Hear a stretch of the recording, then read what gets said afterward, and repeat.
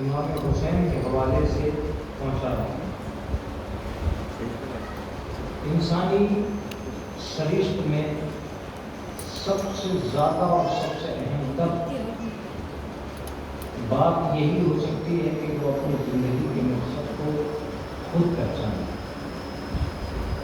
کیونکہ زندگی کو مقاصد خود نہیں پہچانے جاتے تو کسی منزل میں کامیاب نہیں ہوتے۔ مثال کے طور پر حضرت علی کا فرمان مقدس ہے، من عرف نفسہ فقد عرف، جس نے خود کو پہچان لیا اس نے خدا کو پہچانا۔ اس کا ایک دوسرا ترجمہ یہ بھی ہے کہ جو خود کے ہی قابل نہیں ہے وہ خدا کے قابل کیا ہے۔ سب سے پہلے انسان کو اپنی معرفت کرنا ہوگی، اپنی ہستی کو پہچاننا ہوگا، اپنی حیثیت کو پہچاننا ہوگا۔ جب تک وہ اپنی حیثیت کو نہیں پہچانے گا وہ کسی لائق نہیں بن سکتا۔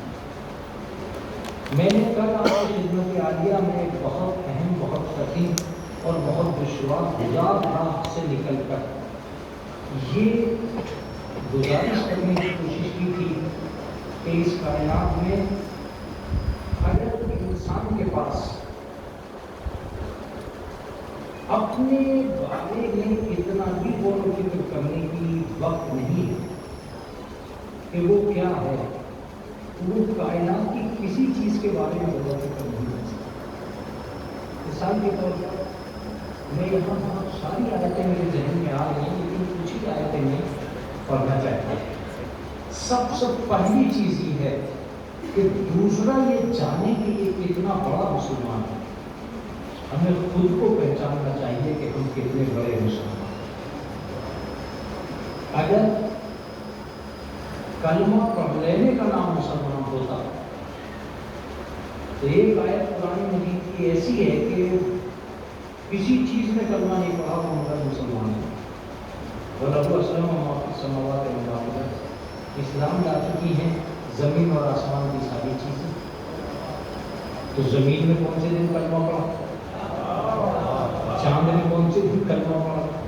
اس کا مطلب یہ کہ مسئلہ کلمہ پڑھنے کا نہیں ہے، کلمہ پڑھے بغیر بھی جن کا وجود اسلام کو ثابت کرتے ہوئے مسلمان ہیں، اور کلمہ پڑھنے کے بعد جن کے وجود میں اسلام ثابت نہ ہو۔ میرے کہنے کا مطلب یہ ہے کہ کلمہ پڑھ کر جس آدمی نے حرکتیں کافروں کی کی وہ مسلمان نہیں، اور جس آدمی نے مسلمان نہ ہو کر حرکتیں مسلمانوں کی سیکھی وہ آدمی مسلمان ہو سکتا ہے۔ آپ کہیں گے کہ مولانا اس کی بہت ساری مثالیں ہیں، اور میں اپنی آیتوں کی طرف پلٹوں اس سے پہلے میں مثالیں ہی آپ کے خدمت میں عرض کرتا۔ اگر ایک وہ بچہ جس نے 14 سال تک کلمہ ہی نہ پڑھا ہو، 15 سال کا ہو گیا کبھی کلمہ ہی نہ پڑھا ہو، اور وہ کریم الدین کا بیٹا رحیم الدین ہے، تو کیا آپ میں سے کسی پہ یہ ہمت ہے کہ آپ اسے یہ کہہ سکو کہ وہ مسلمان نہیں ہے؟ آپ اسے کافر کہہ سکتے نہیں کہہ سکتے؟ کیوں نہیں کہہ سکتے؟ آپ کہو گے کہ مولانا یہ تو نسلی مسلمان ہے، اور میں یہ کہہ رہا ہوں کہ جس نے کلمہ ہی نہیں پڑھا پھر بھی تم کہہ رہے ہو کہ وہ نسلی مسلمان ہے۔ تو اب ایک ضرورت پڑے گی یہ تلاش کرنے کی کہ نسلی مسلمان کون ہے، اصلی مسلمان کون ہے۔ یہ تلاش شروع کر دینی چاہیے۔ کیوں شروع کر دینی چاہیے؟ اس لیے شروع کر دینی چاہیے کہ ہم کبھی بھی اس وقت تک مسلمان نہیں ہو سکتے جب تک ہم خود اپنی عقل کو زور نہ رکھیں۔ ہمارا شور، ہمارا شرابہ، ہمارا اعلان کرنا، ہمارے حقائق، یہ سارے کے سارے پیچھے چلے جائیں گے اگر ہم ایسے مسلمان بنتے چلے گئے کہ دوسرے کو ہمیں مسلمان سمجھ رہے ہوں مگر ہم مسلمان ہیں۔ عزیزو، ہو سکتا ہے کہ میری باتوں میں ابھی رنگ نہ آیا ہو، آگے چل کے رنگ آ جائے۔ ایک آدمی ہے جو شکل میں بہت اچھا مسلمان ہے، شکلاً مسلمان ہے مگر اصلاً مسلمان، شکل میں ہر جگہ مسلمان دکھائی دیتا ہے مگر اصل میں مسلمان دکھائی نہیں دیتا. آپ کہیں گے مولانا اس کی کوئی دلیل ہے؟ دلیلیں آ رہی ہیں، اگر آپ جاگ گئے تب دلیلیں آئیں گی، ورنہ دلیلوں کے آنے کی کوئی ضرورت نہیں رہ جائے گی. یہ جو لفظ آ رہا ہے، ایک آدمی یہ کہہ رہا ہے کہ اسلام کتنا اچھا ہے، اس نے مرغوں کو حلال قرار دے دیا، کتنا بہترین ہے مسلمان، کیسے کیسے گوشت کو حلال قرار دے دیا. ایک جانور میں دیکھو اتنی چیزیں حلال، اتنی چیزیں حرام، اتنا حسین بولنے والا. اسلام کی کوئی حرکت نہیں کرتا، کوئی کام نہیں کرتا. یہ آدمی عقلی مسلمان ہے، اصلی مسلمان نہیں. اب آپ کہو گے کہ مولانا اصلی مسلمان کہاں سے آیا؟ میں یہی آپ کو بتانے آیا ہوں اور یہی آپ کو آج کی ان مناظر پہ دکھانا چاہتا ہوں. اگر آپ یہ دیکھنا چاہتے ہیں کہ اصلی مسلمان کون ہے تو دوسرے کے اوپر بوجھ مت ڈالیں کہ وہ ہمیں سمجھے کہ ہم کتنے مسلمان ہیں، اتنی دیر بنا لیں گے تو مسلمان ہیں، اتنا لوگوں کے سامنے اپنے اعلان شور اسلام مچا دیں گے تو مسلمان نہیں. یہ کوئی نہیں کہتا. آپ سے بس اور بس ایک چیز ہے جو شریعت کہتی ہوئی دکھائی دیتی ہے کہ آپ خود میں دیکھو کہ کتنے مسلمان ہو. چنانچہ میں آیت پڑھ رہا ہوں، قد افلح من زکاہا، کامیاب وہ ہے جس نے اپنے نفس کو پاکیزہ بنایا. اب میں جب آیتیں پڑھوں تو چپ نہ رہنا، ورنہ غصے میں مولوی اردو کو اتر آئے گا. لہذا آیتوں کا ساتھ دینا. قد افلح من زکاہا، کامیاب وہ ہے جس نے اپنے نفس کو پاکیزہ بنا لیا. سماج کی برائیوں پر انگلی رکھنے سے پہلے سوچو تم کتنے برے ہو. دوسروں کے جھوٹ کا پرچار کرنے سے پہلے سوچو تم کتنے جھوٹے ہو. سامنے والے کو برا کرنے سے پہلے سوچو تم کتنے سوچے ہو. پروردگار نے کسی دوسرے کو زور نہیں ڈالا ہے، تم پہ زور ڈالا ہے. اب اگر آیت پڑھ کے ممبر چھوڑ دوں تو میں کامیاب ہو جاؤں گا. لا تزر وازرۃ وزر اخری، کوئی بھی آدمی کسی دوسرے کا بوجھ نہیں اٹھائے گا. صلوات پڑھیں محمد والے محمد. صلی اللہ محمد والے. کوئی انسان کسی دوسرے کا بوجھ نہیں اٹھائے. تمہیں خود کو سنبھالنا ہے، اپنے آپ کو سنبھالنا ہے. اگر آپ نے اپنے آپ کو سنبھال لیا تو کامیاب ہو گیا، پھر اس کے بعد کسی کامیابی کی ضرورت نہیں رہے گی. آیتیں مستقل سناؤں تو بولیے گا. اب دوسری ایک آیت آ رہی ہے جو مجھے یاد آ رہی ہے، من عمل صالحا فلنفسہ ومن اساء فعلیہا. جس آدمی نے عمل صالح انجام دیا اس کا فائدہ اسی کے نفس کو ہوگا. ومن اساء فعلیہا، اور جو برائیاں کرے گا اس کا وبال بھی اسی کو پڑے گا. دیکھو بولتے رہو، آیتیں ایسے ہی نہیں پڑھتا ہے مولوی، بڑی مشکل سے یاد ہوتی ہے اور یاد ہوئی بھی نکل جاتی ہے دماغ سے. اگر سننے والے صحیح معنی میں نہیں سن رہے ہوتے ہیں تو اس کا مطلب یہ ہوا کہ پروردگار عالم کبھی بھی کسی انسان کو کسی دوسرے کے لیے نہیں روک سکتا. کمال کی بات یہ ہے کہ جماعت کی بھیڑ میں کھڑے ہو کے اس نے یہ کبھی نہیں کہا کہ تم یہ نیت کرو کہ میں 1000 کے ساتھ نماز پڑھ رہا ہوں. نیت تمہیں یہی کرنی ہوگی کہ میں نماز پڑھتا ہوں. بھیڑ میں بھی کثرت نہیں دیکھ رہا ہے، تمہاری نیت دیکھ رہا ہے. کیا غضب کا جملہ تھا یہ، تمہاری نیت دیکھ رہا ہے. تم کیسے ہو یہ بتاؤ، سماج کیسا ہے، فلاں کیسا ہے، دھما کیسا ہے، اس کو اللہ نہیں دیکھے گا. وَمَن يَعْمَلْ مِثْقَالَ ذَرَّةٍ خَيْرًا يَرَهُ وَمَن يَعْمَلْ مِثْقَالَ ذَرَّةٍ شَرًّا يَرَهُ. جس نے ذرہ برابر اچھائی کی ہوگی وہ اچھائی دیکھے گا، اور جس نے ذرہ برابر برائی کی ہوگی وہ برائی دیکھے گا. کیسے دیکھے گا مولانا؟ سی سی ٹی وی کے کیمرے میں یہ مت کہہ دینا کیسے دیکھے گا.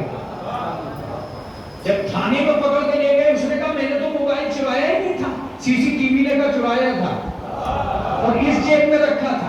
عجیب بات ہے، جب انسان چور کی چوری دکھلا سکتا ہے تو قبر میں فرشتے نہیں دکھلا سکتے. آج کے دور میں کون کیا کرتا تھا یہ ٹیلی ویژن پہ دیکھو، کل کیا کر رہا تھا یہ آج مووی میں دیکھو. اس کا صریحی مطلب یہ ہوا کہ یہ یقین دلا رہی ہیں چیزیں. کل یہ آدمی ایسے چلتا تھا، ایسے پھرتا تھا، ایسے گھومتا تھا، آج کا کیمرہ بتا دے گا کل یہ ایسے کرتا.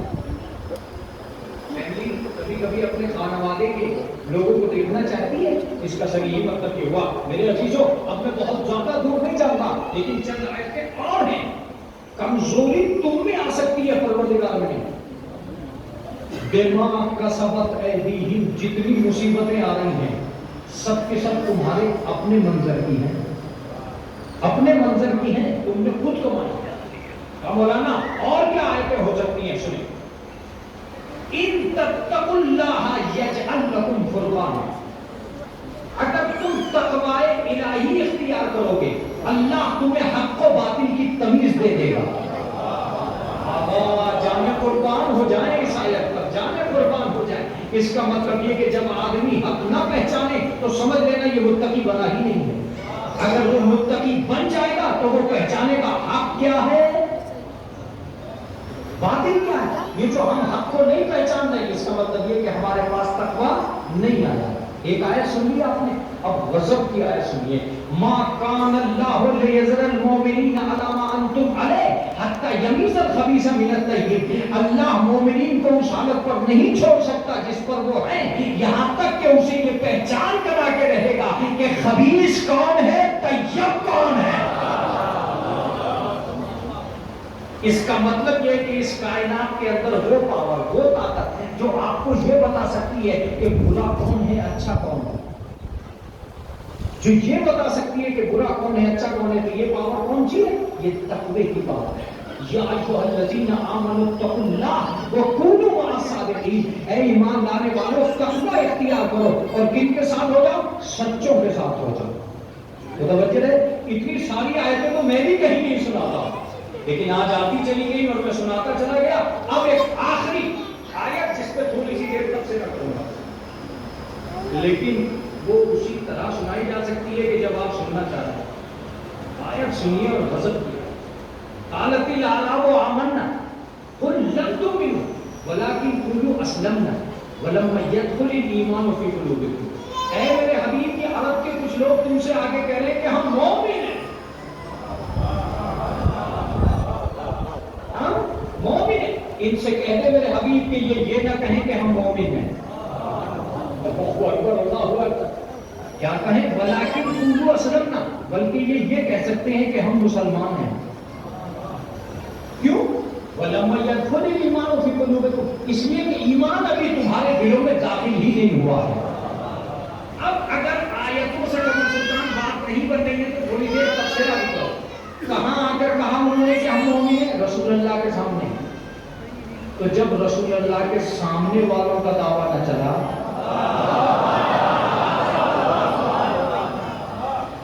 ایک اور لفظ ہے جب سچوں کے سامنے نہ چلا تو جھوٹوں کے سامنے چلے گا کسی کے بھی سامنے کھڑے ہو کے کہہ رہے ہو ہم تو مومن ہیں تو یہ کیا مومن ہے وہ تو رسول اللہ کے سامنے کہہ رہے تھے کہ ہم مومن ہیں اور ان کی نہ سنی رسول اللہ اور ان سے کہہ دیا کہ تم یہ مت کہو کہ مومن اس کا مطلب اللہ کو یہ بات اتنی ناگوار گزری کہ اللہ نے فوراً رسول پہ آیت نازل کر کے کہا کہ ان سے کہتے کہ یہ منہ سے یہ نہ کہیں کہ مومن ہے کیا کہیں ولیکن قولوا اسلمنا بلکہ یہ کہیں کہ ہم مسلمان ہیں آپ نے پہچانا ہی آیت کو سمجھا ہی آیت بہت دور نکل گئی اس کا مطلب یہ کہ قرآن یہ کہنا چاہتا ہے کہ جو مومن ہوتا ہے اسے اعلان کی ضرورت نہیں ہوتی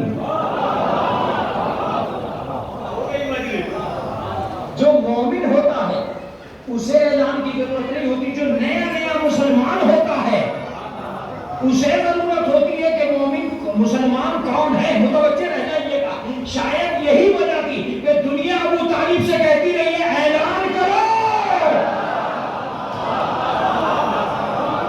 اعلان کرو اور اس نے زندگی بھر اعلان نہیں کر کے دیا کیوں نہیں اعلان کر کے دیا اس لیے کہ وہ بتانا یہ چاہتا تھا میں ابھی کلمہ پڑھ کے مسلمان نہیں ہوا ہوں میں تو پہلے ہی سے مومن ہوں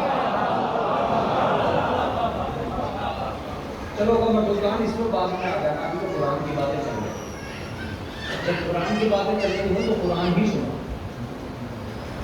اس سلسلے کی چوتھی اور پانچویں آیت پڑھنے جا رہا ہوں یہ بھی یاد رہا سکتے پڑھنی یا ایھا الذین آمنوا باللہ وبرسولہ اے ایمان لانے والوں ایمان لاؤ اللہ پر اور اس کے رسول پر کبھی کبھی تو مت لے لیا کرو قرآن کو اے ایمان والو ایمان لاؤ اللہ پر اور اس کے رسول پر، تو یہ پہلا ایمان کون سا اور دوسرا کون سا؟ بھائی آپ تو یہ پہلے ہی نہ کہا ہوتا کہ مومنو، جب پہلے کہہ دیا کہ مومنو تو اب یہ کیوں کہنا ہے کہ ایمان لاؤ اللہ پر اور اس کے رسول پر؟ خدا کی قسم بڑا چوکس ہے مسلمان، جتنے ترجمے کرنے والے ہیں سب نے غضب کا ترجمہ کیا، انہیں تو ترجمہ ہی دیکھ کے فدا ہو گیا تھا کہ اگر یہ نہ ہوتے تو قرآن ہی سمجھ میں نہ آتا۔ کیا اچھا ترجمہ کیا ہے سنیے، انہوں نے ترجمہ کیا منہ بولے مومنوں،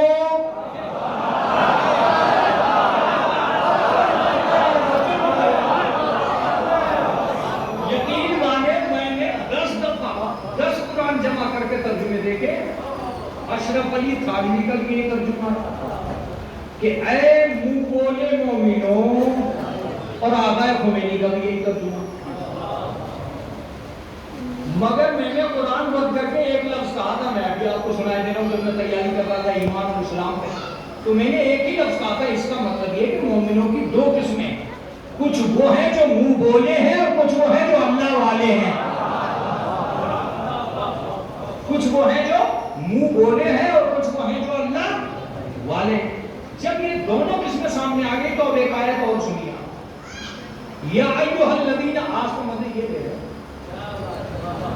ایسی میں آیتیں پڑھتا ہوں، یہ آگے پڑھنے لگوں، یا ایھا الذین آمنوا ادخلوا فی السلم کافہ ولا تتبعوا خطوات الشیطان، اے مومنوں پورے طریقے سے مسلمان ہو جاؤ،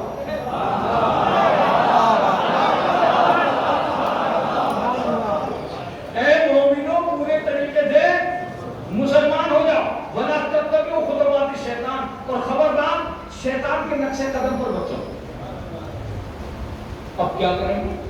یا تو پہلے مومنی نہ کہتا، یا یہ نہ کہتا کہ پوری طریقے سے مسلمان ہو جاؤ، پھر وہی ترجمہ ہوا منہ بولے مومنوں مسلمان ہو جاؤ۔ اوہو، میں نے کہا یہ منہ بولے نیام کا بات کو سیٹ کر دیا، ورنہ تو ترجمہ ہی مشکل تھا۔ پہلی آیت میں لوگوں نے کہا ہم مومن ہیں، اللہ نے کہا مت کہو کہ مومن ہو۔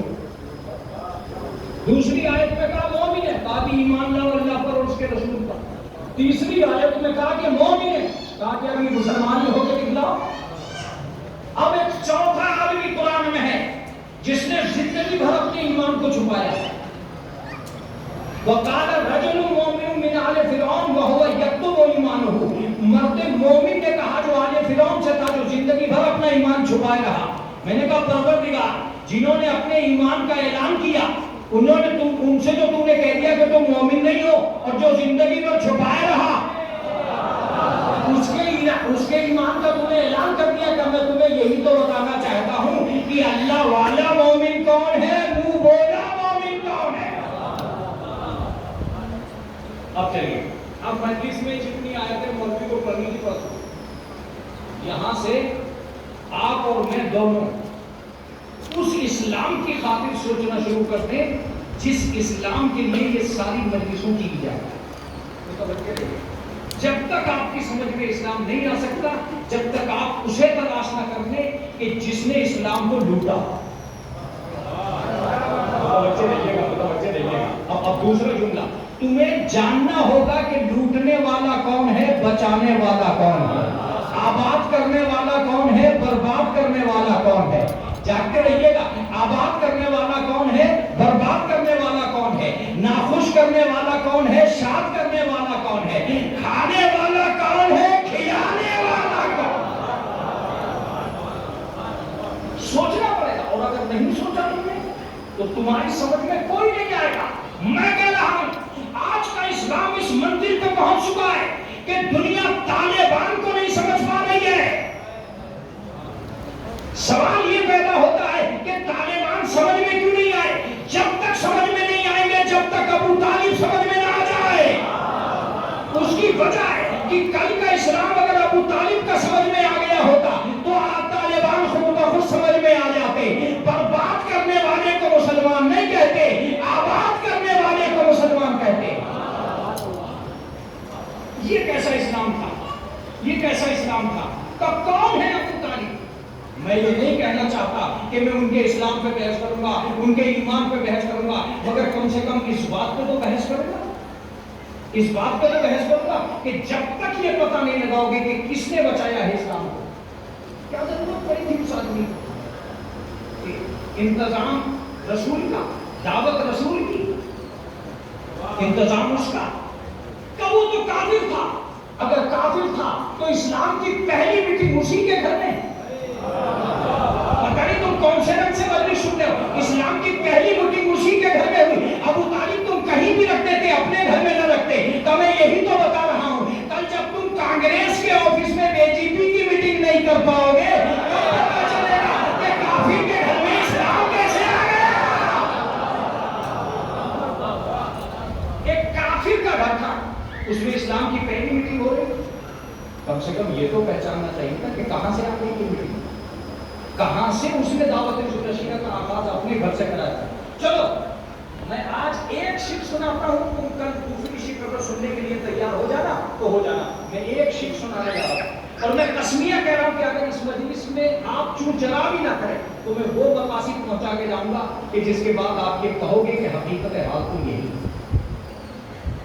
آج ایک جملہ مجھ سے سنیے، اور میری زندگی کا نہیں، میرے مطالعے کی آخری حد ہے جو جملہ میں سنا رہا ہوں۔ اس دنیا کے اندر کچھ وہ ہیں جو کلمے کے بعد کے مسلمان ہیں،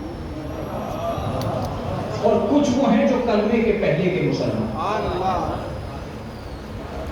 کچھ وہ ہیں جن کو کلمے نے سنبھالا ہے، کچھ وہ ہیں جنہوں نے کلمے کو سنبھالا ہے، کچھ وہ ہیں جو محمد کے بعد آئے ہیں، کچھ وہ ہیں جو محمد سے پہلے آئے ہیں، کچھ وہ ہیں جنہیں محمد نے پالا ہے، کچھ وہ ہیں جنہوں نے محمد کو پالا ہے۔ دیکھیے یہ باتیں آپ بھول نہیں سکتے، ایسے بھی لوگ ہیں، میں نے کبھی سنا اللہ کائنات کی سب سے عظیم ہستی کو زمین کو اتار رہا تھا، سوال یہ پیدا ہوتا تھا کہ رسول تو دیواروں سے بھی پیدا ہو سکتا تھا، پہاڑوں سے بھی آ سکتا تھا، مگر اللہ نے نظام فطرت کے مخالف نہیں بھیجا رسول کو، چمتکار بنا کر نہیں بھیجا رسول کو، رسول کو ایسے بھیجا کہ ایک ماں باپ ہو، ایک خاندان ہو، ایک کنبہ ہو، ایک آگوش ہو، ایک گھر ہو، ایک نظام ہو، تب میرا رسول جائے۔ اس کا مطلب یہ ہے کہ رسول کے آنے سے پہلے اس جگہ کا ہونا ضروری ہے جہاں رسول جائے گا، آپ سمجھ گئے نا؟ اس گھر کا ہونا ضروری ہے جس گھر میں رسول جائے گا، اس آگوش کا ہونا ضروری ہے جس آگوش میں رسول جائے گا۔ اب ظاہر سی بات ہے جیسا رسول ہوگا ویسی آگوش ہوگی، جتنا پاکیزہ یہ ہوگا اتنا پاکیزہ وہ بھی ہوگا، جتنا باکمال یہ ہوگا اتنا ہی باکمال وہ بھی ہوگا۔ مولانا ایسا کیسے ہو گیا؟ میں بتاتا ہوں، اگر میں اس بھری ہوئی مجلس سے ایک بچے کو قرآن دے کے یہ کہوں کہ جا تو اس قرآن کو جہاں چاہے رکھ دے، وہ قرآن کو آگوش میں لے کے چلا، وہ بچہ جس نے قرآن نہیں پڑھا ہے وہ قرآن کو لے کے چلا، میں سمجھ رہا تھا کہ شاید یہ سڑک پہ رکھ دے گا، لیکن اس نے سڑک پہ نہیں رکھا۔ میں سمجھ رہا تھا کہ شاید یہ اپنے گھر کے آنگن میں رکھ دے گا، مگر اس نے آنگن میں نہیں رکھا۔ میں سمجھ رہا تھا کہ شاید یہ چارپائی پہ رکھ دے گا، اس نے چارپائی یا بیڈ پہ نہیں رکھا، اپنے گھر میں سب سے پاکیزہ جگہ، سب سے اونچی جگہ۔ میں نے اس لاشعور بچے کو پکڑ کے کہا کہ عجیب بات ہے، ابھی تو تو نے قرآن بھی نہیں پڑھا، لیکن تو نے قرآن کو اتنی اونچی جگہ پہ کیوں رکھا؟ کہا مولانا میرے اسلام کو اتنا گرا ہوا مت سمجھو کہ میں اللہ کا کلام اور نیچے رکھ دوں، اللہ کا کلام اور نجس جگہ میں رکھ دوں۔ ظاہر سی بات ہے جب ایک مسلمان کا اسلام اتنا گرا ہوا نہیں ہے تو اللہ کی قدرت کیسے گر جائے گی؟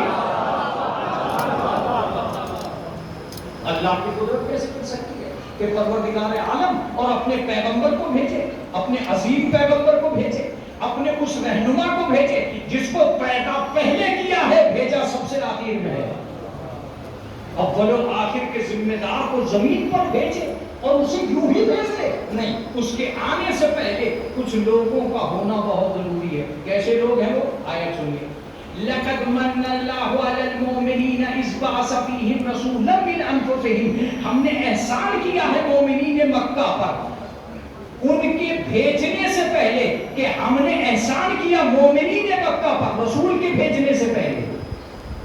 مبعوث ہونے سے پہلے. اس کا مطلب یہ کہ جب رسول آیا تو مومنین کچھ مکے میں تھے, کچھ مومنین مکے میں تھے. تو ڈھونڈو کون تھے وہ مومنین جو رسول کی ولادت کے وقت موجود تھے. میں بتاؤں گا. ایک جناب عبد المطلب موجود تھے, عبداللہ کا انتقال ہو چکا.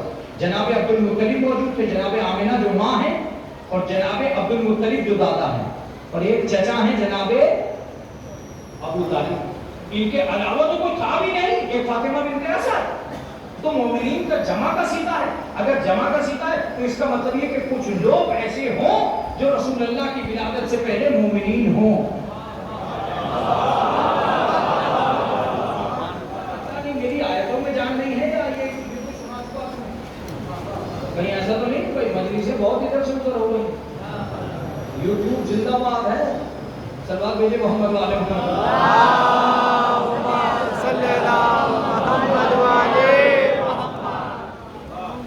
بہت زیادہ پڑھتے تھے. دوست ہم بھی پیدا نہیں کرتے تھے.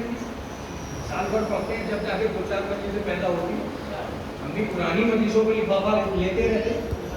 لیکن اصل مسئلہ یہ نہیں ہے. اصل مسئلہ یہ ہے کہ بھائی آج کل کمال کی بات یہ کہ ہمارے پہنچنے سے پہلے بھی کوئی پہنچ سکتا. کچھ لوگ کتابیں پڑھ رہے ہیں, کچھ لوگ یوٹیوب سن رہے ہیں. وہ سننے کا فائدہ اٹھاتے ہیں, ہم پڑھنے کا ایک سلوات پڑھتے ہیں محمد والے.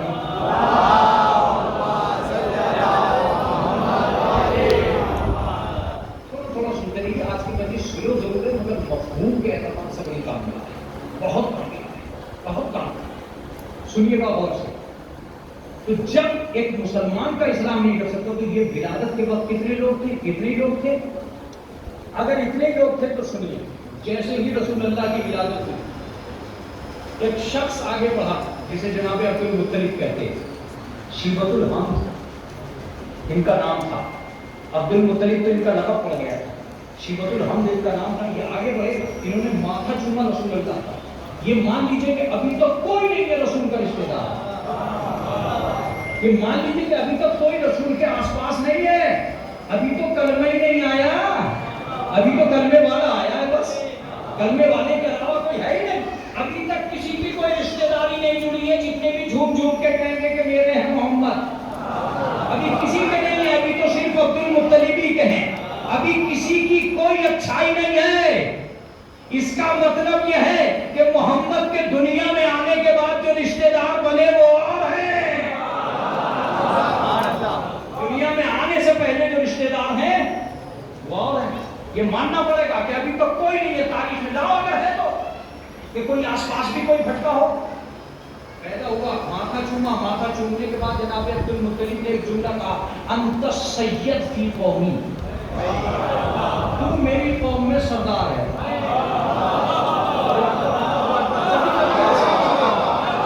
تو میری قوم میں سردار ہے. میں نے کہا عبد المطلب آپ کا پوتا ہے, جو چاہو بتاؤ. پاگل مت بن, ایسے ہی نہیں بتایا میں نے سردار. اگر ایسے ہی بتا دیا ہوگا تو بات کیا. کہ سردار بڑھاپے میں ہوتے ہیں تو بچپنے میں نہیں ہوتے. یہ صرف ہمارے گھر کو شرف حاصل ہے کہ بچپنے ہی میں بچے سردار ہوتے ہیں. اس جملے کو پھر سنیے گا. آج میں نے اسے سردار بتایا ہے, کل یہ 2 بچوں کو چوم کے کہے گا یہ چلو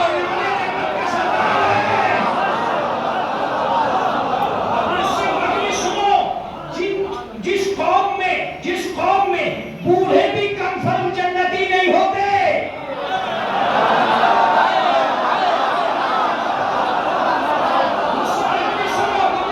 سنو, بڑھاپے تک بھی آدمی یہ نہیں کہہ سکتا کہ کنفرم جنتی ہو گیا. اس میں فاطمہ کے بچے بچپن ہی میں جوانان جنت کے سردار ہیں. اس کا مطلب یہ ہے کہ جب علی کے بچوں جیسا کوئی نہیں ہے تو علی کے آقا جیسا کیسے؟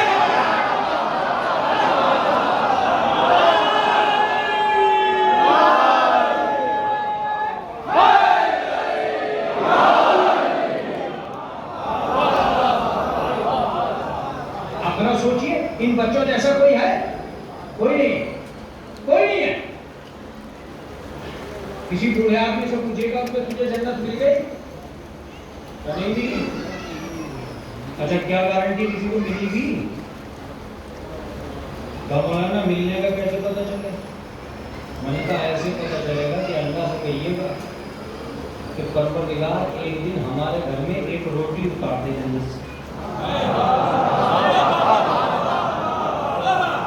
ایک دن اتار دے، بس ایک رومال ہی اتار دے ہمارے لیے، یا یہ کہہ دے کہ پہلے کبھی تم نے دسترخوان نہیں دیا، نہیں اتارا میں دسترخوان میں مگر تجھے نہیں دیا، تو میں نے کہا ہم کیا خام خواہ ہو گئے لگ رہا ہے، زبردستی کی نماز ہماری شکر خانہ نام ہو رہا ہے، جنت ہے تیرے ہاتھ اتار کر کیوں نہیں؟ کوثر ہے ایک جام ہمیں بھی لے لے، کوئی کام ہو جائے گا کیا؟ شرابیں تو اور بھائی صحیح رہنے کو زندگی پر، ہم نے تو یہاں کی شراب کو بھی ہاتھ نہ لگایا اس کے چکر میں، اور تم نے ایک دن نہ بھیجا، تب تجھے نہیں بھیجوں گا، کیوں نہیں بھیجے گا؟ جب پہلے تو نے بھیجا ہے تو اب بھی بھیج دے، کہا اسی لیے تو نہیں بھیجوں گا کہ زندگی میں فاطمہ کی برابری نہ کرے۔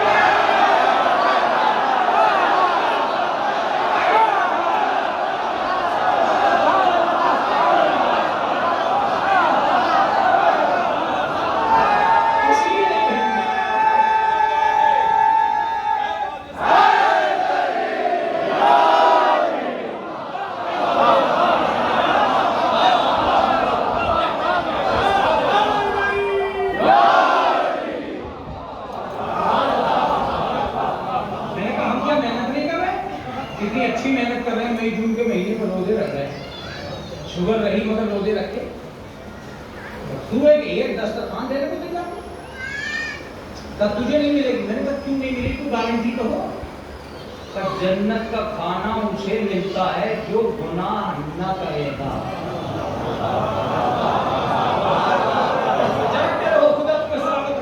جو گناہ نہیں کرتا اسی کو جنت کا کھانا ملتا ہے۔ میں نے کہا کنفرم؟ کا بالکل کنفرم، بالکل کنفرم۔ تو اس کا مطلب رسول اللہ نے اس لیے کھایا کہ وہ معصوم تھے، علی نے اس لیے کھا لیا کہ وہ گناہ نہیں کرتے تھے، جناب فاطمہ نے اس لیے کھایا کہ وہ معصومہ تھی، جناب حسنین نے اس لیے کھایا کہ وہ معصوم ہے، لیکن فضہ نے کیوں کھایا؟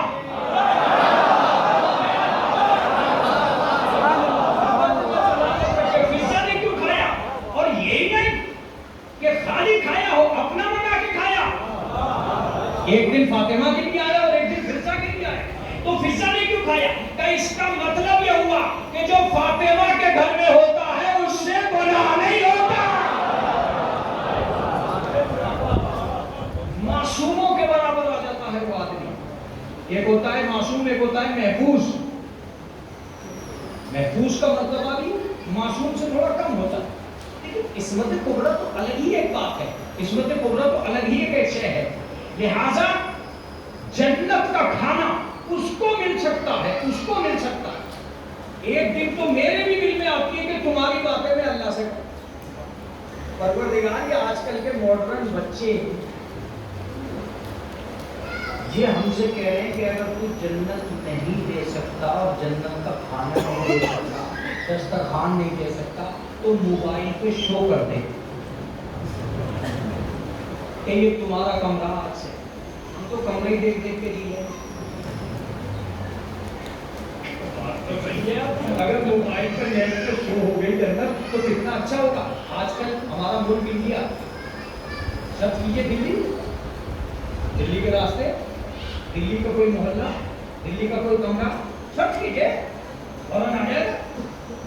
جانے سے پہلے ہوٹل شو ہے، پہنچنے سے پہلے سروس شو ہے، تو تیری جنت کیوں نہیں شو ہو رہی؟ سب چیزیں تو ہم گوگل پہ ہی ڈھونڈ رہے ہیں نا، مولوی گوگل پہ ڈھونڈ رہے ہیں، خطیب گوگل پہ ڈھونڈ رہے ہیں، قاری گوگل پہ ڈھونڈ رہے ہیں، لفظ کے معنی گوگل پہ ڈھونڈ رہے ہیں، پڑھنے کی ضرورت ہے گوگل پڑھ رہے ہیں۔ اب بات تو صحیح ہے، پروردگار نے کہا ٹھیک ہے تو یہ چاہتا ہے تو میں شو کر دوں، ہمیں کرنی چاہیے، یہ تو ماڈرن تو ہے، آدمی موبائل پہ ڈھونڈ رہا ہے، اپنی جنت پہ ڈھونڈ رہا ہے، تو میں شو نہیں کروں گا۔ میں نے کہا کیوں؟ کبھی بھی مالک شو نہیں کرتا، وارث شو کرتا ہے، وارث شو کرتا ہے۔ وارث کا مطلب جب، وارث کا مطلب جسے بنا کر دے دیا جائے۔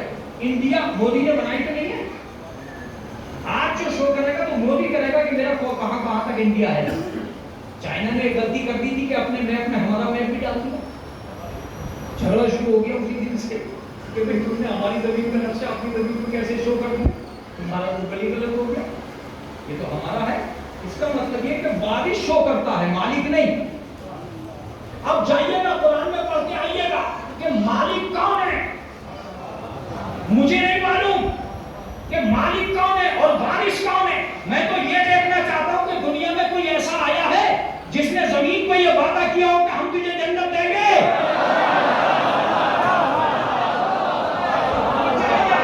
متوجہ رہیے گا, اگر تم سننے آئے ہو اور میں سنانے آیا ہوں تو اپنے رنگ سے سناؤں گا. جب ابن زیاد نے دنیا کی سب سے بڑی نعمت دینا چاہی تو عمر 7 سے کہا کہ میں تجھے ملک رہ دوں گا. اس کی طاقت کا سب سے بڑا تحفہ, یزید کی طاقت کا سب سے بڑا تحفہ, تجھے ملک رہ دوں گا, حسین کو قتل کر دے. یہی ہے. اور جب امام حسین نے حر کو اپنے قدموں سے اٹھایا,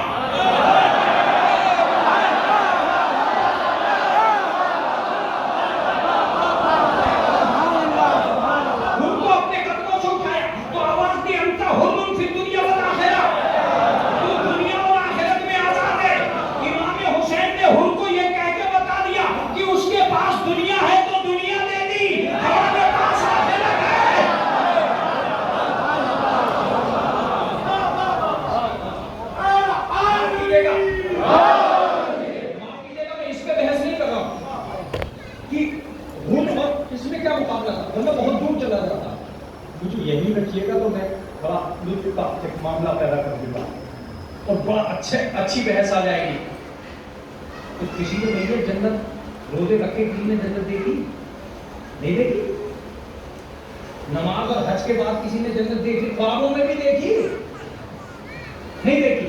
ایک دن بڑی ٹینشن آ گئی تھی کہ عورت نے خرید لی,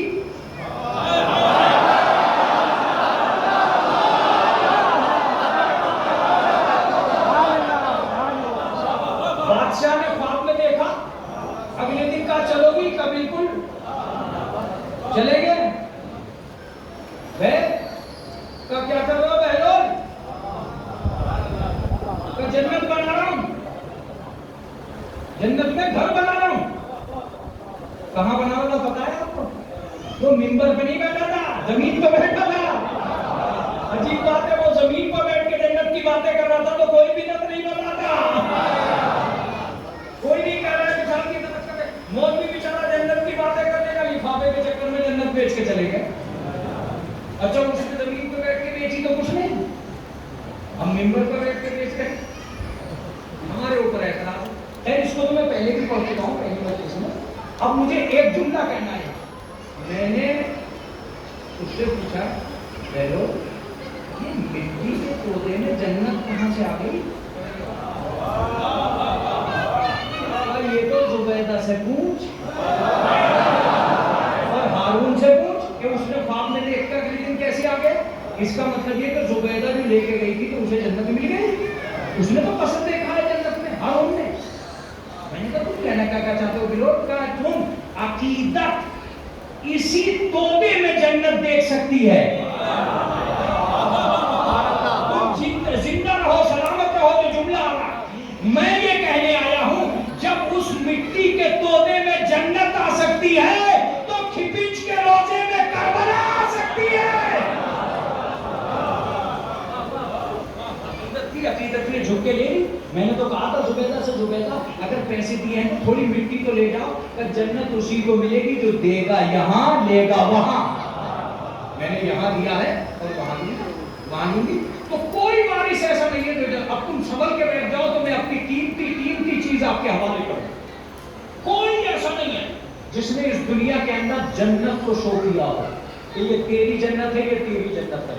مگر خدا کی قسم اگر تم نے مجلسیں سنی ہیں تو آج اس تارا گھر کی, اس سید کی درگاہ سے سب سے بڑے جملے کے لیے تیار ہو جاؤ. دنیا میں کوئی نہیں تھا جو یہ دکھلا سکے کہ یہ تیری جنت ہے, یہ تیری جنت ہے. مگر خدا کی قسم امام حسین نے کربلا میں اپنے کسی آدمی کو مرنے نہیں دیا جب تک یہ نہ بتا دیا یہ تیری جنت ہے.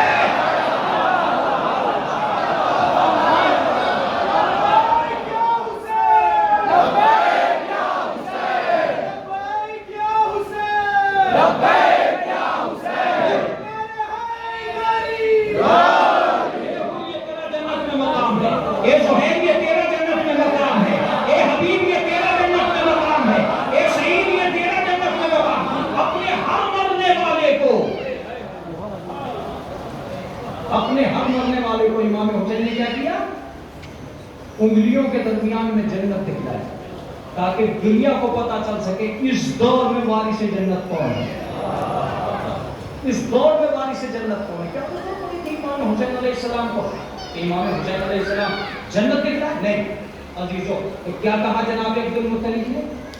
انت سید فی قومی، اے رسول، اے محمد تم میری قوم میں سردار ہو۔ اپنے بچے کو سردار بنا اور اس کے بعد 2 قدم پیچھے ہٹے، نورانی چہرے پر نظر ڈالی، رشتہ داری میں رشتہ داری کو دیکھا، قربت میں قربت کو دیکھا، علم میں علم کو دیکھا، علم میں علم کو دیکھا، کمال میں کمال کو دیکھا، وارث میں وارث کو دیکھا، اور دیکھ کے ایک جملہ کہا کہ ہم تیرا نام رکھتے ہیں احمد۔ آج میں نے کہا تھا کہ میں تاریخ کا وہ جال جن لوگوں نے بچھا رکھا ہے وہ توڑ کر جاؤں گا۔ جیسے ہی احمد نام رکھنا تھا 400 آدمی دروازے کے باہر آ گئے۔ عبد المطلب دروازہ کھولو، کون آ گیا بھائی، کیا آواز آ گئی، کیا ٹینشن ہے، شوگر کیوں بڑھ گئی؟ تم اپنے بچے کا نام احمد نہیں رکھ سکتے، پوتا میرا، گھر میرا، زبان میری، نام میرا، تم کون ہو؟ میں اپنے بچے کا نام احمد نہیں رکھنے دیتا۔ اور سنو عبد المطلب 600 سال ہو گئے ہم نے کسی کو احمد نام نہیں رکھنے دیا مکے میں۔ تو کہ تم ہو کام کا، ہم ہیں عیسائی، ہم ہیں عیسائی، اور 600 سال پہلے ہمارے پیغمبر کہہ کے گئے تھے کہ میرے بعد جو نبی آئے گا اس کا نام احمد ہوگا، اس کا نام احمد ہوگا۔ عبد المطلب تمہیں ثابت کرنا ہوگا یا تو یہ بچہ احمد نہیں، اور اگر احمد ہے تو یہ پیغمبر ہے، کرنے کے بعد پہچاننا آسان ہے۔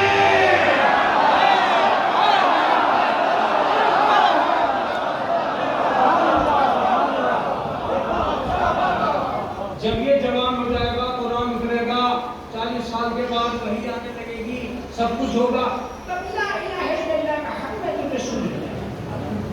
بہت آسان ہے، لیکن اس کو ابھی تو کوئی یہ بتانے والا نہیں ہے کہ یہ احمد بھی ہے اور یہی محمد ہے۔ احمد نام رکھ دیا۔ اب جناب عبد المطلب تھوڑا سا 600 سال سے ان سے کہا کہ سنو، ہو سکتا ہے تمہارے باپ دادا جھوٹ بولتے رہے، 600 سال ہو گئے اب تک تو آیا، تو جھوٹ بھی ہو سکتا ہے۔ اس نے کہا غلط کہہ رہے ہو عبد المطلب، ہم تو گھر چھوڑ چھوڑ کے آئے ہیں انتظار کرنے کے لیے، ہم نے تو اپنے قبیلے چھوڑ دیے اس انتظار میں۔ ممکن ہے کہ تمہارا نبی جو کہہ کے گیا ہے وہ غلط کہہ گیا ہو، اور وہ آنے والا آیا ہی نہ ہو، تمہارے باپ دادا جھوٹ بول رہے ہو۔ کہ جس قوم کو اپنے نبی کی بات پہ یقین ہوتا ہے،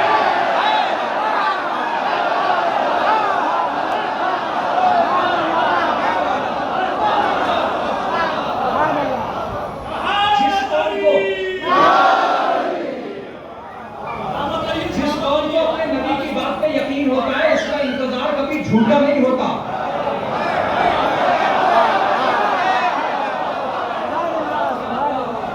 میں تو تم سے بھی کہتا ہوں کہ تمہیں مبارک ہو، وہ تھے جو 600 سال میں ان کا انتظار ختم بھی ہو گیا، تمہارا تو 1200 سال ہو گئے، مگر تمہیں بھی اپنے نبی کی بات پہ یقین ہے۔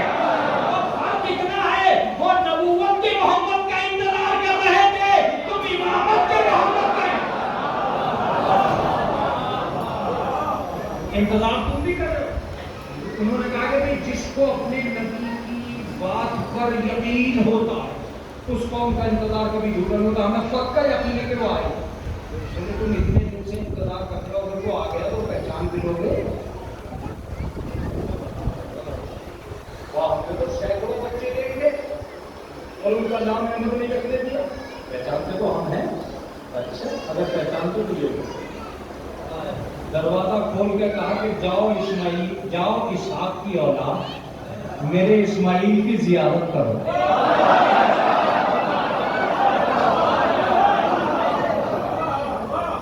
اسحاق کی اولاد جاؤ میرے اسماعیل کی زیارت کرو۔ یہ پہلا دادا تھا جس نے اپنے بچے کے جھنڈے کی طرف اشارہ کیا.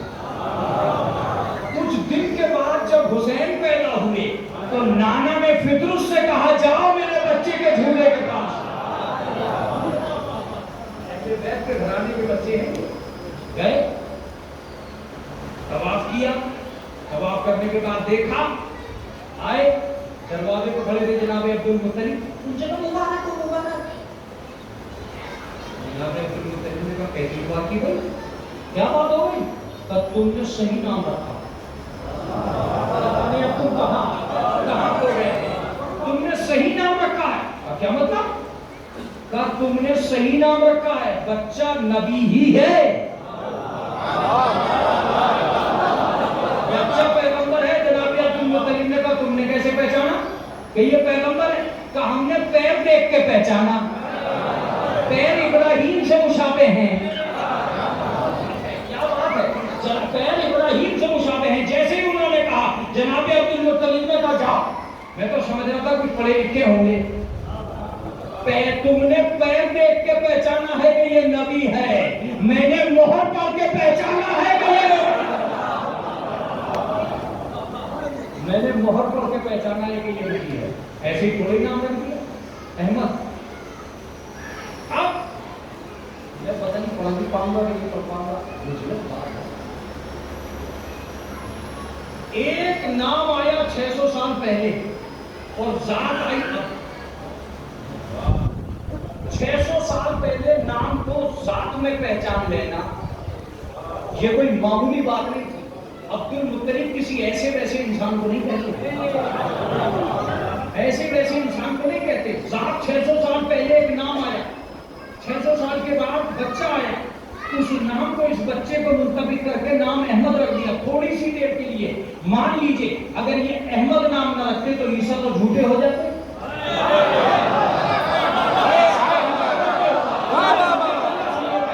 اس کا مطلب یہ ہوا کہ عبد المطلب نے نام رکھا اور نبوت کی عزت بچا لی. اس گھرانے میں یہی ہوتا چلا آیا ہے. یہ نام ہی ایسے رکھتے ہیں, کبھی ماضی بچا لیتے ہیں کبھی مستقبل. اب تم نے کیا سنا مجھے نہیں پتا. عبد المطلب نے نام رکھا تو ماضی بچا لی, فاطمہ بنت اسد نے نام رکھا تو مستقبل بچا لیا. انا الذی سمت امی حیدرہ, میں وہ ہوں جس کی ماں نے میرا نام حیدر رکھا ہے. مستقبل بچا لیا تھا. لہذا جناب عبد المطلب نے کہا جاؤ بھائی, تمہیں کیا پتا تم کون ہو. تم ہو اسحاق کی اولاد, ہم ہیں اسماعیل کی اولاد. ہمیں خوب پتا ہے کہ تمہارے اندر کیا ہے ہمارے اندر کیا ہے. سنو, تمہاری میراث میں اسماعیل ہیں, ہماری میراث میں محمد ہیں. تمہارے شجرے میں عصا ہے, ہمارے شجرے میں ذوالفقار ہے. تمہارے شجرے میں عصا ہے, ہمارے شجرے میں ذوالفقار ہے. جملہ سنیے, تمہارے مقدر میں مریم ہے, ہمارے مقدر میں فاطمہ ہے. جملہ ہے یہ. میں سب جانتا ہوں کس کے پاس کیا ہے. تمہاری دنیا کہاں سجے گی, میری دنیا کہاں سجے گی. ایسے ہی میں نے نام نہیں رکھا ہے احمد. اگر نام نہ رکھتے تو کیا ہوتا. اب مجھے سچ بتائیے کہ کلمے سے پہلے یہ پہچان لینا کہ یہ نبی ہے, یہ پہچان لینا کہ یہ سردار ہے. آئیے کہیں سے ثابت کیجئے کہ یہ مسلمان کی تو بحث بھی چالو نہیں ہوئی, ابھی تو کلمہ ہی چالو نہیں ہوا. جہاں کلمہ چالو نہ ہو وہاں عبد المطلب جیسا مسلمان ہے.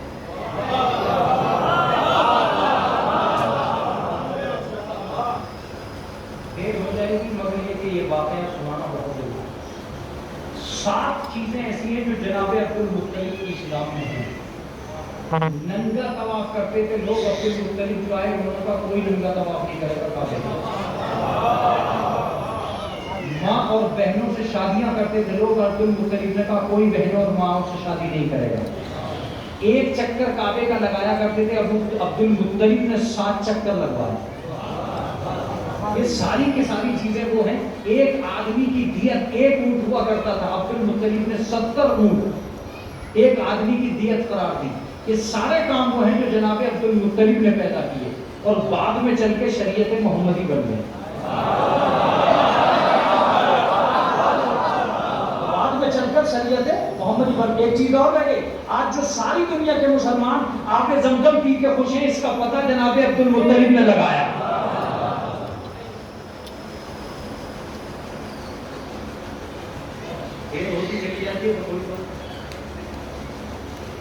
آدمی نے یہ سوچا کہ میں کعبے کو گرا ڈالوں گا. اس نے یمن میں سونے کا کعبہ بنایا, کچھ لوگ کہتے ہیں چاندی کا کعبہ بنایا, اور کعبے کو ڈھانے آ گیا. تو وہاں کے لوگوں نے پوچھا اسے کیوں ڈھا رہا ہے؟ کہ جب تک یہ نہیں ڈھہنے کا میرے کو کوئی ماننے کا نہیں. اس کا مطلب یہ کہ ہر نقلی یہی چاہتا ہے کہ پہلے اصلی ختم ہو جائے. ہر نقلی یہی چاہتا ہے کہ پہلے اصلی ختم ہو جائے. جب تک اصلی مارکیٹ میں ہے نقلی کو کوئی پوچھے گا نہیں. لہٰذا اس نے سوچا اصلی کعبے کو گرا, بڑے بڑے ہاتھی لے کے آیا. یہ تاریخ تبری پڑھ رہا ہوں. بڑے بڑے ہاتھی لے کے آیا, اور جیسے ہی ہاتھی مکے میں گھسے سارے لوگ نئے بکری بچوں کے سب کے سب فرار.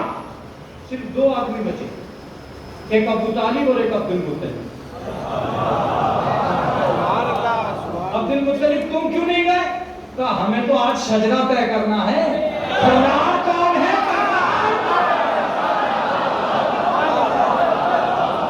ہمیں تو آج شجرہ طے کرنا. یہ 2 آدمی نہیں گئے, یہ کعبے سے لپٹ کے کھڑے رہے.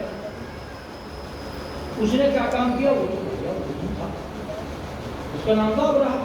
اس نے آ کے ہی جو ہاتھی کی چنگھاڑیں لگی سب کے سب غائب. جناب عبد المطلب کی اونٹ لے گیا. جناب عبد المطلب اس کے گھر گئے. اس نے بڑا سا خیمہ لگا رکھا تھا. جیسے ہی اس نے پوچھا کیوں آیا عبد المطلب, اس نے کہا سن میں اپنی اونٹ لینے آیا. وہ جو کھڑا ہو گیا, پہلے تو میں یہ سمجھ رہا تھا کہ تم کعبے کے لیے آؤ گے. میں کعبے کے لیے کیا آؤں؟ کہا کیوں؟ تم قریش کے سردار نہیں ہو؟ کہا ہوں. تم اس کے متولی نہیں ہو؟ کہا ہوں. تمہاری متولی ہو تو پھر تم لینے کیوں نہیں آئے؟ تم تو کعبے کی خاطر آتے, اپنے چند اونٹوں کی خاطر آئے ہو. کہا دیکھ سن, اونٹ کا مالک ہوں میں, اس گھر کا مالک ہے کوئی اور. جملہ سنیے گا, یہ تو جملہ پرانا ہے جس پہ تم نے داد دے دی. تم تو پہلے سے داد دیتے چلے آئے اس جملے. لیکن آج نیا جملہ سنیے گا. جناب عبد المطلب آپ یہ کیوں کہہ رہے ہیں؟ کہ قیامت تک کے متولیوں کو سبق دے رہا ہوں کہ متولی نگہبان ہوتا ہے, مالک نہیں ہوتا ہے.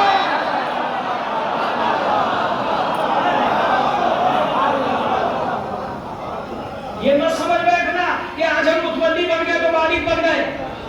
اونٹوں کا مالک میں ہوں, کعبے کا مالک کوئی اور ہے. تمہیں جب بھی متولی بنایا جائے مالک مت سمجھ بیٹھنا. جس دن مالک سمجھ بیٹھے وہی حال ہوگا جو چیئرمین کا ہوا. بہت اچھے نکل جاتے ہیں, بہت عجیب و غریب منظر بھی آتے ہیں. کہا ٹھیک ہے. جناب عبد المطلب نے کہا میرے اونٹ لے. یہ اونٹ لے کر وہاں پہنچ گئے پہاڑ پہ, اور پہاڑ پہ جا کے ہاتھ اٹھائے. میرے مالک عاجزو مجبور بندے کی سن لے, اپنے گھر کی حفاظت کر. کہیں ایسا نہ ہو کہ ساری دنیا اس کعبے سے ہاتھ دھو بیٹھے. ابھی جناب عبد المطلب کے ہاتھ نیچے بھی نہ آنے پائے تھے کہ جناب ابو طالب نے کہا بابا ادھر سے کوئی بادل آ رہا. اب بیٹے غور سے دیکھو, بادل نہیں ہے, اللہ کی مدد ہے. اب تو جناب ابو طالب نے غور سے دیکھا کہ کچھ پرندے ہیں جن کے چونچ میں کنکر ہیں. کہ یہی تو اللہ کی مدد ہے.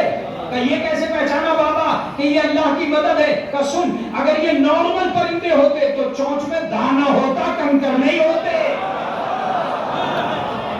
کنکر ہونے کا مطلب غذا کو بھول گئے, اسلحہ لے کے آئے. انہوں نے منڈلانا شروع کر دیا. جیسے ہی وہ منڈلائے میں نے کہا تم کیا کرو گے؟ چھوٹے چھوٹے پرندے, بڑے بڑے ہاتھی. کہ جس کے ساتھ اللہ ہوتا ہے وہ اگر چھوٹا بھی ہو, جس کے ساتھ اللہ ہوتا ہے وہ چھوٹا بھی ہو تو کامیاب ہے. آپ نے پہچانا ہی نہیں. طاقت کو لشکر نہیں کہتے، اللہ کی امید کو لشکر کہتے ہیں. یہی وجہ تھی کہ حسین چھوٹا لشکر لے کے چلے، چھوٹا لشکر لے کے چلے تاکہ دنیا یہ سمجھے کہ اللہ کس کے ساتھ. متوجہ رہیے گا، بہت توجہ سے سنیے گا یہ جملہ. کنکریوں نے برسنا شروع کر دیا. میں نے کہا بھائی ذرا سنبھلو، ایسے مت چلاؤ کنکریاں. کہا کیوں؟ جیسے ہی وہ چلی میں نے کہا ہو سکتا ہے عبد المطلب کے گھر پہ گر جائے، عبد المطلب کے سر پہ گر جائے، کعبے پہ گر جائے تو کیا ہوگا؟ کہا نہیں، یہ کبھی بھی غلط جگہ پہ نہیں گریں گی. میں نے کہا غلط جگہ پہ کیوں نہیں گرے گی؟ کہ یہ اللہ کی بھیجی ہوئی ہے. اور آج طے کر لیں جب اللہ کے بھیجے کنکر خطا نہیں کرتے تو پیغمبر کیا خطا کریں گے؟ اب جملہ سنیے گا، اگر خطا کر سکتے تھے تو یہی کنکر خطا کرتے، اس لیے کہ یہ سپاہی بھی یہی کے تھے اور اسلحہ بھی یہی کا تھا. مگر وہ علی کیا خطا کرے گا جو سپاہی بھی وہی کا ہے، اسلحہ بھی وہی کا. ایک سلامات پڑھتے محمد و آل محمد.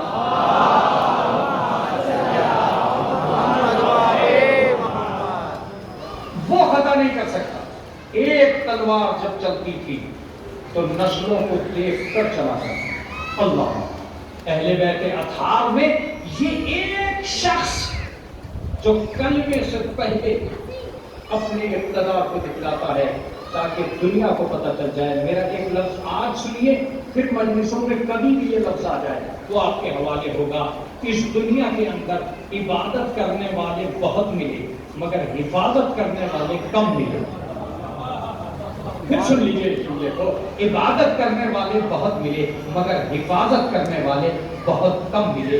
وہ لوگ بہت ملے جنہیں کلموں نے پالا ہے، وہ بہت کم ملے جنہوں نے کلمے کو پالا. سب کو محمد نے سنبھالا مگر واہ رے آل محمد کے آبا و اجداد جن کی دنیا یہ تھی کہ انہوں نے اپنا سب کچھ قربان کیا. کل ممکن ہے کہ مسلمان اور اسلام کے حوالے سے، یا پھر کبھی ممکن ہے کہ مسلمان اور اسلام کے حوالے سے پھر میں اس موڑ پہ آؤں. آج میں آپ کی خدمت عالیہ میں اتنا عرض کروں گا کہ کسی دوسرے کے کہنے سے آدمی مسلمان نہیں ہوتا، اپنے کرنے سے مسلمان. جو آپ کر رہے ہو وہی آپ کے کام آئے. اگر کسی دوسرے کی جنت کسی دوسرے کے کام آ جاتی تو زبیدہ کی جنت ہارون کے کام آ جاتی. مگر زبیدہ کی جنت ہارون کے کام نہیں آئی تاکہ دنیا کو پتہ چلے اس دنیا میں وہ آدمی کامیاب ہوگا جو اپنے آپ کچھ کر کے جائے گا.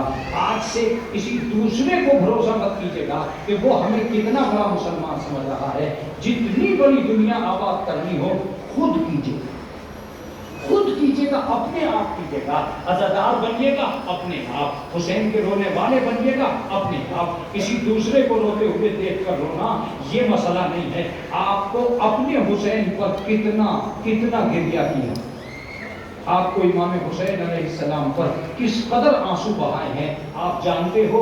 اس دنیا کے اندر جتنے بھی لوگ پیدا ہوئے ہیں وہ پرسہ لیتے ہیں اپنے گھر میں بیٹھ کر. صرف جناب فاطمہ ہے جو آج بھی عزاداروں کے گھروں میں آتی ہے اور کہتی ہے کہ میرے لال کا پرسہ مجھے. اللہ اکبر. میں کبھی کہا کرتا ہوں اپنی مجلسوں سے کہ جب بھی رویا کرو جناب سید سجاد کی طرف رویا کرو جو 35 سال اپنے باپ کو روتے رہے. کیسے روتے تھے جناب سید سجاد؟ کیا دیکھنا چاہو گے؟ راوی نے لکھا ہے کہ میں جناب سید سجاد کے گھر کے نیچے سے گزر رہا تھا. اچانک میں نے یہ دیکھا کہ کچھ اوپر سے پانی گرا. میں نے پوچھا کہ یہ نجس پانی ہے؟ تو گھر والوں نے جواب دیا کہ یہ نجس پانی نہیں ہے بلکہ سید سجاد وضو کرنے کے لیے بیٹھے ہیں، ابھی وضو نہیں کیا ہے. یہ آنسو ہے جو زمین پر بہہ کر نیچے گر رہے ہیں.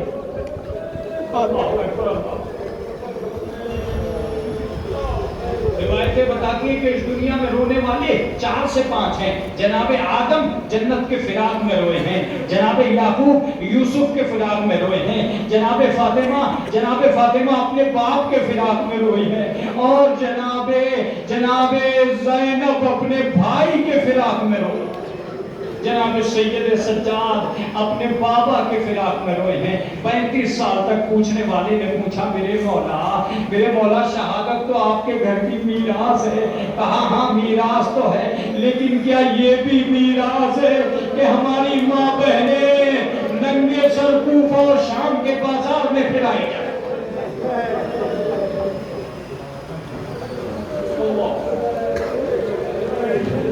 مجلس تمام ہو گئی اور میں بہت زیادہ آپ کی خدمت عالیہ میں مصائب کو کبھی بڑھا نہیں پاتا، لیکن عزیزوں بہت سارے مصائب کو جو میں نے اور آپ نے سنے ضرور ہیں، لیکن آج تک ان کو پہچانا نہیں۔ میں بھی جانتا ہوں کہ جب محرم آتا ہے تو بہت ساری چیزیں ایسی ہوتی ہیں جو ذاکر بھی منبر پہ بیٹھ کے بیان نہیں کرتا، چنانچہ اس میں سے آج میں آپ کو چند چیزیں سنانا چاہتا ہوں جن کو ترتیب کے ساتھ سنیں گے تو روتے ہوئے اپنے گھروں تک چلے جائیں۔ کربلا میں ایک ذاکر کے سامنے امام حسین آتے ہیں اور آ کے کہتے ہیں کہ ذاکر تو ہمارے علی اکبر کے مسائل نہیں پڑھتا۔ کہا مولا میں تو خوب علی اکبر کے مسائل پڑھتا ہوں۔ کہا دیکھو جب علی اکبر کے مسائل پڑھا کرو تو مجمع سے کہا کرو کہ ایسے رویا کرو جیسے کسی بڑھیا کا جوان بیٹا۔ کہا مولا کیوں؟ کہا میرے جسم میں جو سب سے بڑا زخم ہے وہ علی اکبر کے رونے والے کے آنسوؤں کے ذریعے سے بھرتا ہے۔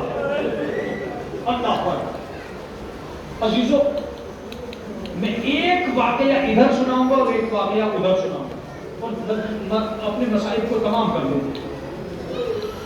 ایک دن ایک مرد عرب مسجد میں اور آنے کے بعد امام حسین سے کہا کہ مولا میرے لیے ایک دعا کر دیجیے۔ جناب امام حسین نے کہا کہ میں دعا کرنے کو تیار ہوں گا، مولا دعا جب کیجیے گا کہ پہلے علی اکبر کو بلا دیجیے۔ میری ماں بہنیں سن رہی، جناب امام حسین نے علی اکبر کو بلایا، وہ مرتے ہیں نا علی اکبر کا طواف کرنے لگا۔ امام حسین نے کہا کیا تم میرے بیٹے کا طواف کر رہے ہو؟ کہا مولا میری مراد علی اکبر ہی ہے۔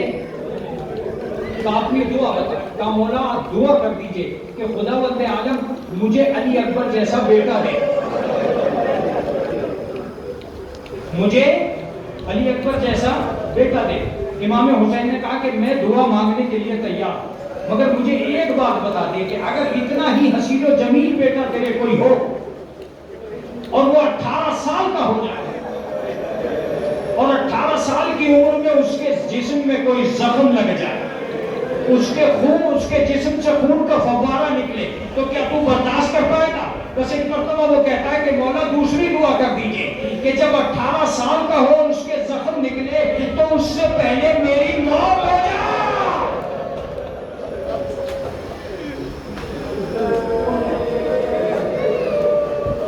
اس سے پہلے میری موت ہو۔ یہ کہنا تھا کہ ایک مرتبہ جناب امام حسین نے کہا میرے بھائی سن، تو نہیں جانتا کربلا کے میدان میں جب علی اکبر 18 سال کا ہو جائے گا ہم اپنے ہاتھوں سے سجا کے اسے مقتل میں بھیجیں گے، اس کے سینے سے سینہ کا نشان۔ بس مجھے یہی سنانا تھا، آپ کی آنکھوں میں آنسو آ گئے۔ اب مسائل تمام۔ روایت بتاتی ہے کہ جب یزید کے سامنے امام حسین کا سر پیش کیا گیا تو یزید نے شمر سے کہا کہ شمر کیا تو مجھے یہ سمجھتا ہے کہ میں حاکم نہیں؟ کہا حاکم ایسا کیسے ہو سکتا؟ کہ یہ کس کا سر لے کے آیا؟ کہ یہ حسین کا سر ہے۔ کہ تو غلط کہتا ہے، یہ حسین کا سر نہیں۔ کہا کیوں حاکم؟ کہ جب میں نے ولید کو خط لکھا تھا تو میں نے یہ بھی لکھا تھا کہ حسین کیسا دکھائی دیتا ہے، اور اس نے مجھ سے کہا تھا کہ حسین کا چہرہ وجیح ہے، حسین کی داڑھی سیاہ ہے، حسین کے چہرے پہ کوئی جھرری نہیں ہے، لیکن جو سر تو پیش کر رہا ہے یہ داڑھی بھی سفید ہے، چہرے پہ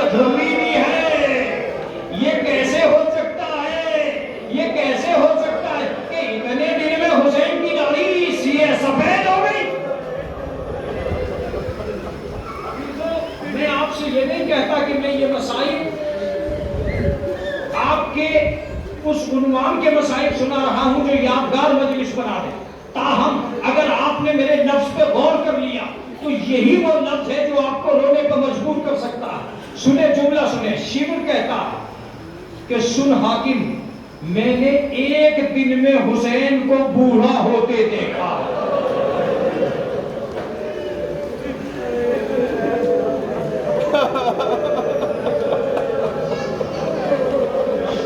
یزید کہتا کہ ظالم، یہ تو کیا کہہ رہا، کوئی ایک دن میں بوڑھا ہو سکتا؟ اگر کسی کے صدیوں کے مصائب ایک دن میں پڑ جائیں تو وہ ایک ہی دن میں بوڑھا ہوتے جو جاتا ہے۔ میں نے دیکھا جب علی اکبر گئے تو کمر ٹوٹ گئی، جب جناب عباس گئے تو کمر ٹوٹ گئی، جب علی اکبر گئے تو چہرے پر جھریاں آ گئی، جب اصغر کا خون بنا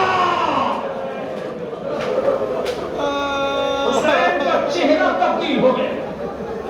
بس ایک مرتبہ شمر سے یزید کہتا ہے کہ شمر ثابت کر کہ یہ حسین کا سر ہے، اور اگر تو ثابت نہیں کر سکا تو میں تجھے وہ سزا دوں گا کہ تیرے نسلیں بھی تیری یاد رکھیں گی۔ شمر پریشان ہو گیا، کیسے پہچانواؤں کہ یہ سر امام حسین کا ہے۔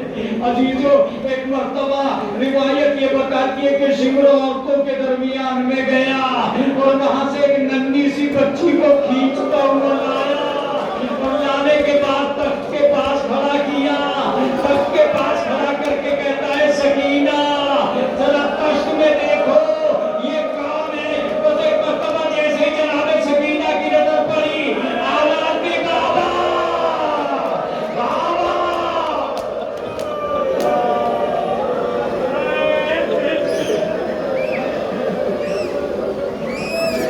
روایت بتاتی ہے کہ جناب سکینہ آگے کی طرف بڑھی، جیسے ہی جناب سکینہ سر کی طرف بڑھی، شیور نے پیچھے سے روک لیا اور روک کے کہتا ہے کہ سکینہ نہیں، آج تم سر کے قریب نہیں جاؤ گی، اگر تمہارا باپ تم سے محبت کرتا ہے تو یہ سر تمہارے پاس آنا چاہیے۔ عزیزو، جتنا گریہ کرنا ہو گریہ کیجئے۔ راوی بتاتا ہے کہ ایک مرتبہ جناب سکینہ نے حسرت سے تشت کی طرف دیکھا، آواز دی بابا، ارے شیور ہماری محبت کا امتحان لے رہا ہے، اے بابا چلے آؤ۔ بس یہ کہہ کے ایک مرتبہ جنابہ دامن اٹھایا، آواز دی بابا۔ زمانے نے دیکھا کہ حسین کا سر تشت سے اٹھا، سکینہ کی آغوش میں آیا، جناب سکینہ نے منہ پہ منہ رکھ دیا، اے بابا میرے تماچے لگے ہیں، بابا میرے گوشوارے چھنے ہیں، بابا ہم یتیم ہو گئے، بابا آپ کہاں چلے گئے؟ سے عالم الہی بحق الزہرا و ابیہا و والہا و بنیہا ماتم حسین۔